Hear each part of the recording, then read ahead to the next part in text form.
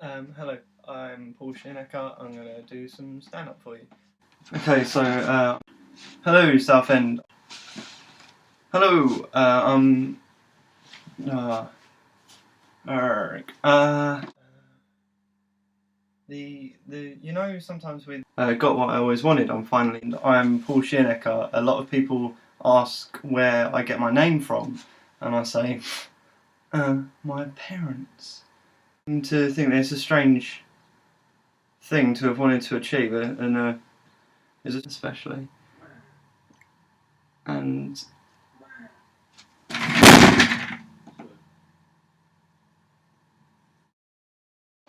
oh fuck! Oh fuck! Fuck! This is a thing I have to do now, isn't it? I have to go on stage.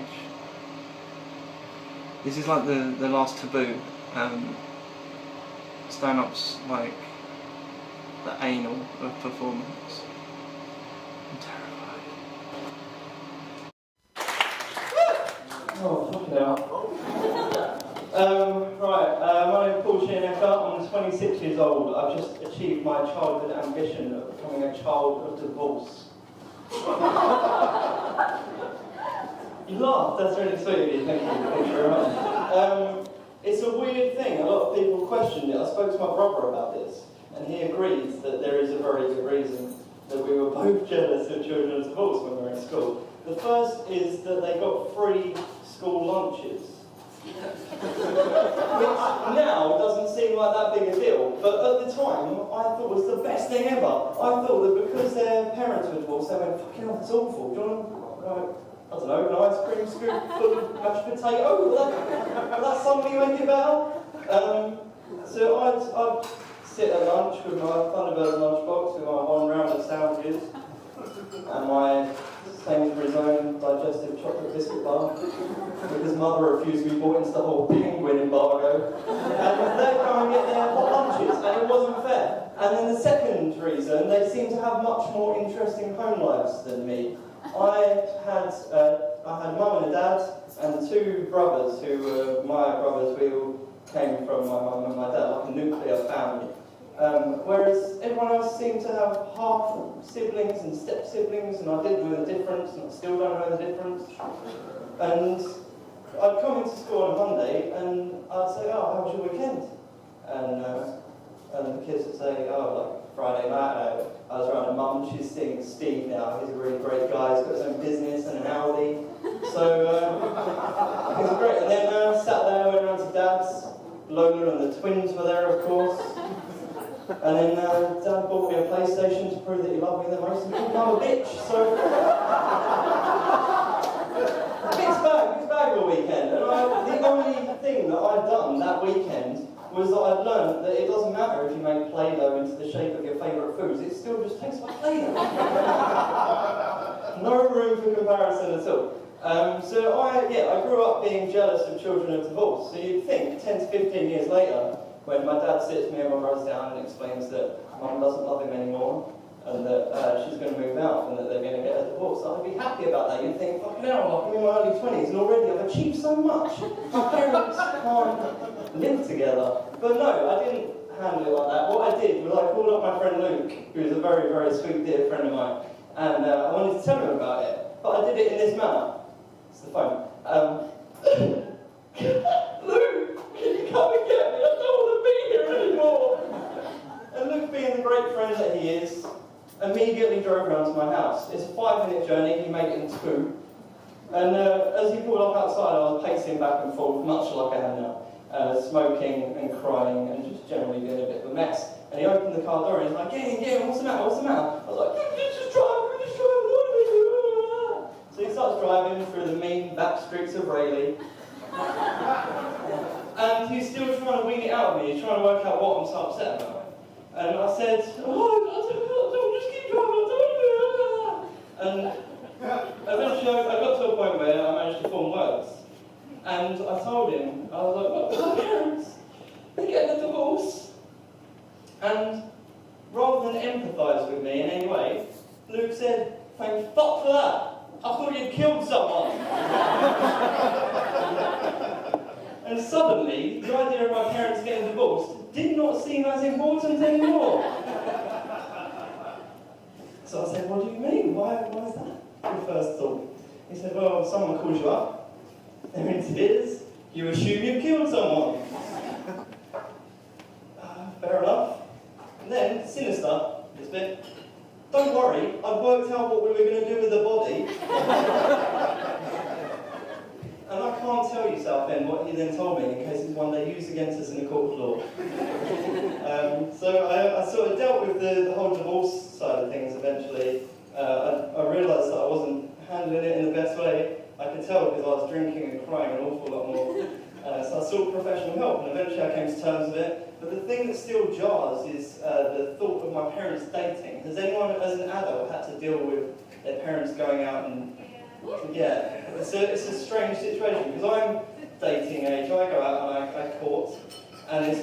that's what I do. So for my parents to then do that is quite weird. Even weirder is the situation where my dad said this sequence of words which should never be uttered from father to son.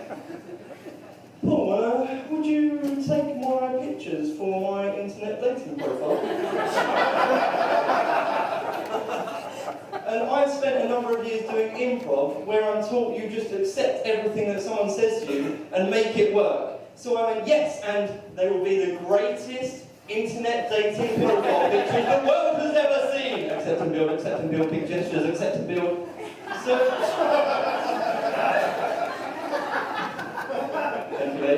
We went out into the garden. He'd already charged the batteries, premeditated awkwardness. And I said, just sort of stand over there, he put a shirt on. It's a dad shirt. You know when you see a shirt in a shop, you're like, that's a nice shirt. You see it on a dad. I don't know what you've done, but it's wrong. So we went outside. I was like, right, stand over here, I've got the camera. No, stand over that corner. Undo a button. Too much chest there, do up a button. Right, turn towards me a bit more. I'm getting glare off your glasses. Tilt them down a bit. Turn towards me. Cracking. Right, okay. So my dad's internet dating profile picture makes him look like a coy paedophile. He's alright though, he's found someone who's very happy. That's fine. The worst one is my mum dating someone, because no boy wants to see their mum dating anyone, and it's entirely Oedipal. Everyone knows this, that nobody wants the thought of anyone other than them fucking their own mum, because it's just crazy. It all comes from Freud and his Oedipus complex, which only came about because his mum was a MILF. I struggle to get along with my mum's boyfriend. He's nice to her, and he's funny, and he has his own van, so I can't... It's hard work. But luckily, there's still an ace up the sleeve, for he is viciously racist. He's so racist that he has to wedge racism into every single conversation he ever has, because otherwise he'll just keel over and die. As a perfect example, one day I was around at my mum's house, we were watching Pocahontas, she was painting with the colours of the wind, and hanging out with a hummingbird and a raccoon for some reason. And there's this scene where she's sat by a lake, and she's wearing this beautiful ornate necklace, and she's staring into the water, and she's trying to come to terms with what it means to be Pocahontas. And no one had said anything for a while, because we were obviously enjoying the Disney classic that is Pocahontas.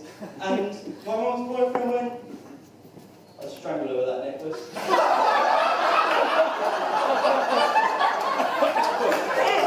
And pushed the body out into the lake. Sinister. And I think I've got quite a good set of morals and social skills, but I haven't been taught what you say when someone says that. And it's got to a point now where, when I talk about him, I don't even use his real name anymore, which is Rob, which is also my brother's name, which is more evil, because my mum's basically fucking my brother. Oh, Rob, you're right.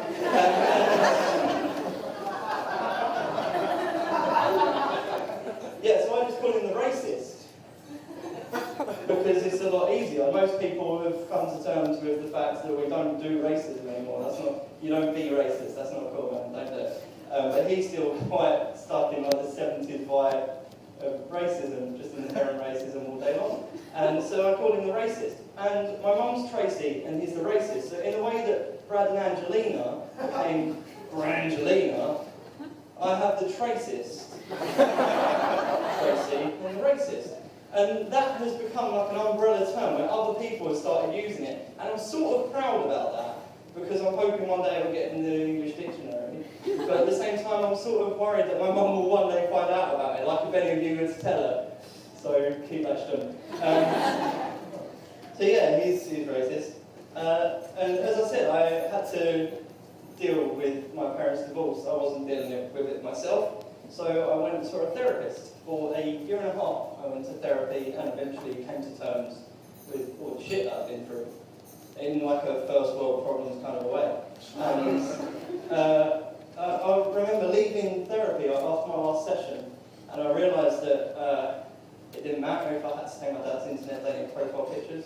That was fine. And it didn't matter if Mum wanted to have sex with men that weren't me. That was fine.